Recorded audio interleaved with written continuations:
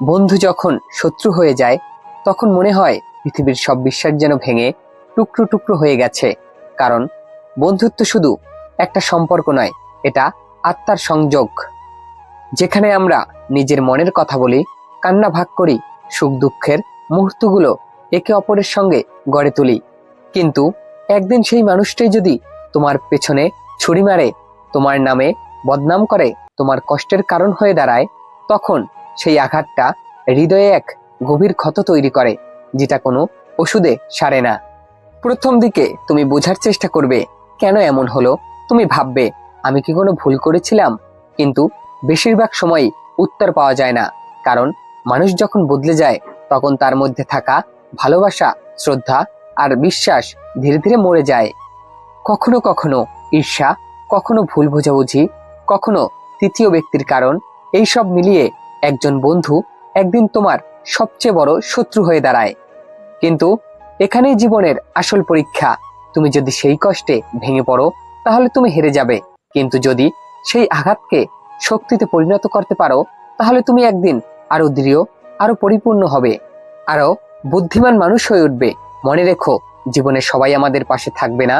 কেউ থাকবে শেখানোর জন্য, কেউ থাকবে ঠকানোর জন্য, আর কেউ থাকবে প্রমাণ করার জন্য যে এখনো পৃথিবীতে সত্যিকারের বন্ধুত্ব আছে। যখন বন্ধুত্ব ভেঙে যায় তখন নিজের মনের ভিতরে একটা অন্ধকার নেমে আসে, মনে হয় আর কাউকে বিশ্বাস করা যাবে না। কিন্তু জীবনের নিয়মটা হলো কেউ হারায়, কেউ আসে। যে বন্ধুটি হারিয়ে গেল সে তোমার জীবন থেকে চলে গেল কারণ তার ভূমিকা শেষ হয়ে গেছে। হয়তো সে তোমাকে কোনো শিক্ষা দিতে এসেছিল, হয়তো সে তোমার চোখ খুলে দিতে এসেছিল, হয়তো সে তোমাকে বুঝিয়ে দিতে এসেছিল। তুমি যদি সত্যি জানতে চাও, বন্ধুত্ব হারিয়ে যাওয়া মানেই সবকিছু শেষ হয়ে যাওয়া নয়, এটা এক ধরনের নতুন অধ্যায়ের সূচনা, যেখানে তুমি শেখো নিজের উপর নির্ভর করতে, নিজের শক্তিকে অগ্রাধিকার দিতে। তুমি শেখো কাকে তোমার জীবনে স্থান দিতে হবে, কাকে নয়। তুমি বুঝতে শেখো সবাই তোমার মতো চিন্তা করে না, সবাই তোমার মতো ভালো হতে পারে না। এখন প্রশ্ন আসে, কি করা উচিত যখন বন্ধু শত্রু হয়ে যায়? প্রথমত, চুপ করে যাও। তর্কে কিছু প্রমাণ করা যায় না, সময় সব প্রমাণ করে দেয়। তুমি যত কম কথা বলবে তত দ্রুত শান্তি ফিরে পাবে। দ্বিতীয়ত, মন থেকে ছেড়ে দাও। কাউকে ধরে রাখলে নিজের কষ্টই বাড়বে। যে যেতে চায় তাকে যেতে দাও। জোর করে কেউ ভালো থাকে না, আর ভালোবাসাও কারো কাছে জোর করে টিকে থাকে না।